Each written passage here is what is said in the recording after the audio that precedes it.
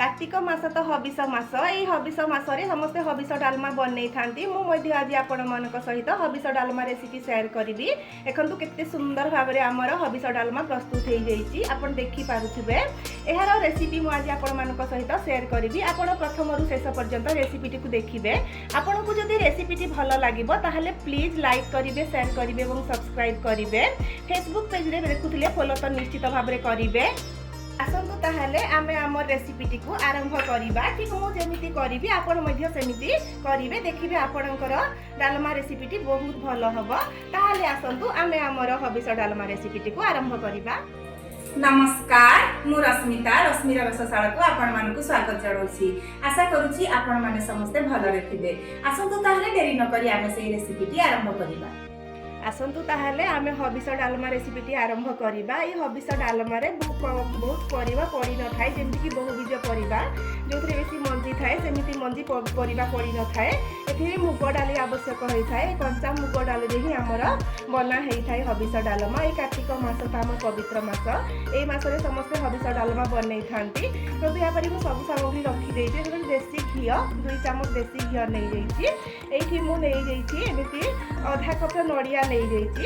एठी मु जीरा 2 चामच एवं नाली लंका 2टी सुखा नाली लंका नहीं जाइछि। तापय देखंतु मु एठी हमर सारू काटी देइछि। एठी देखंतु मु ओउ भी 3-4 खंड नहीं जाइछि। तापय हमर देखो देसी आलू खंब आलू कहंती ताकू नहीं जाइछि एवं कंचा कदली को काटी कि मु नहीं जाइछि। एठी मु पानी रे पकई देइछि नले कळा पड़ी जिवो। एथि त हम हळदी पड़ी न थाए। ताहाले आसंतु आमे आरंभ करिबा। हबिष डालमा तो हांडी रे बना जाई थाए, किंतु मु एठी हमर स्टील रो गुडी डेक्ची बसई देइछि। मु एथि बनैबी। ता पय देखंतु मु एठी पानी नै जाउछि। जेति कि आवश्यक आपण पानी देबे। जदि आपण गोटे गिना मुग डाली नैथिबे तो सेठी 4 गिना आपण पानी देई देबे तो डालमा आपणकर परफेक्ट हेबो। देखंतु मु एठी पानी को गरम होबा पय छाडी दउछि। एमिति गोटे ढांकुड़ी लगेई देइछि। वर्तमान मु मुग डाली को 3 ରୁ 4 थर धोई देबा भलसे। एठी हमर पानी देखंतु गरम हे गलानी। वर्तमान एठी हमें धोई रखिथिबा हमर मुग डाली को वर्तमान देई देबा।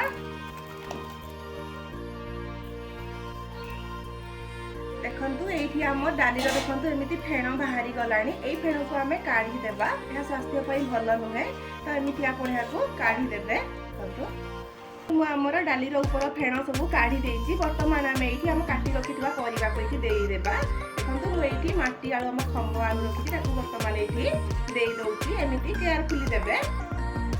कदली मध्ये देखंतु मु देई दउछि वर्तमान एठी वर्तमान हमें देई देबा। हळदी पड़िबनी। देखंतु मु एठी हमर स्वाद अनुसार लूण देइकी वर्तमान एहाकू हमें मीडियम हाई फ्लेम रे फुटिबा पई छाडी देबा। वर्तमान एठी देखंतु मु गोटे गैस ऑन करके देखो गोटे तावा बसई देइछि। आमे हबिष डालमा पई एठी गोटे मसाला प्रस्तुत करिबा। देखंतु मु एठी हमर कंचा जीरा 2 चामच नै जाइछि एवं मु एठी देखंतु हमर 2टी नाली लंका नै जाइछि। लंकाटी ऑप्शनल, आपण चाहिले देई पारिबे नहले नाही। आमे हाको एमिति एठी ड्राई रोस्ट करि देबा। एमिति हल्का भाजी देले एहार बास्ना बहुत भल होई थाए। एहाको आमे गुंड करिकि हम डालमा रे देबा। देखंतु एठी हमर हबिष डालमा 70% कुक हो गलानी। आपण देखि पारुथिबे। देखंतु एमिति ही सिझी गलानी।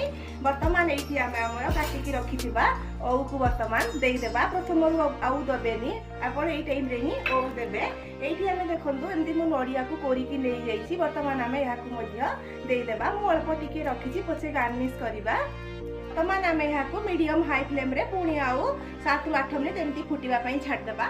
वर्तमान तो आमर एठी परिबा प्राय सब सिझी गलानी, डाली मध्य सिझी गलानी। देखंतु मु एठी गोटे चामच आमर गुड़ देई दउछि। आमर ओउ देइछि जेतु एठी टिके गुड़ देले ही बहुत टेस्टी हेई थाए। आपण एमिति ही प्रस्तुत करंतु। मु जेमिति प्रस्तुत करूछि आपण को हबिष डालमा रेसिपी केमिति लागुछि। आपण को जदि हबिष डालमा रेसिपी भल लागु थाए ताहले प्लीज लाइक करिवे, शेयर करिवे और सब्सक्राइब करिवे।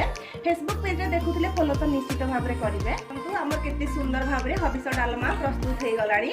वर्तमान आमे एठी हमर प्रस्तुत करके रखितबा। देखंतु मु एठी एमिति गुंड करि देइछि। वर्तमान मु एठी देखंतु 1 ରୁ 1.5 चामच हमर एमिति मसला गुंड हमर जीरा एवं हम सुखा लंकार गुंड एमिति ଦେଇଦେବା।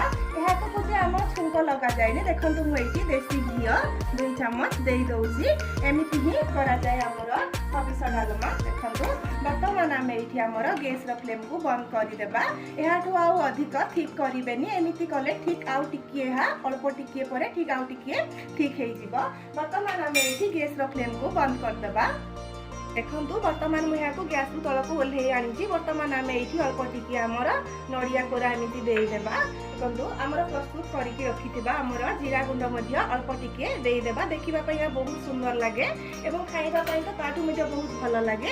ଏଇଠି ଅଳ୍ପ ଟିକିଏ ଆମେ ଆଉ ଘିଅ ଦେଇଦେବା।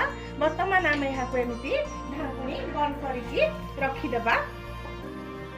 ଦେଖନ୍ତୁ ଆମର କେତେ ସୁନ୍ଦର ଭାବରେ 5 ମିନିଟ୍ ପରେ ଆପଣ ଦେଖିପାରୁଥିବେ କେତେ ସୁନ୍ଦର ଭାବରେ ଆମର ପ୍ରସ୍ତୁତ ହେଇଯାଇଛି ହବିଷ ଡାଲମା। ଏହା ବନେଇବା ବହୁତ ସହଜ। ଆପଣ ପ୍ରଥମରୁ ଶେଷ ପର୍ଯ୍ୟନ୍ତ ରେସିପିଟି ଦେଖିଥିବାରୁ ଆପଣଙ୍କୁ ବହୁତ ବହୁତ ଧନ୍ୟବାଦ।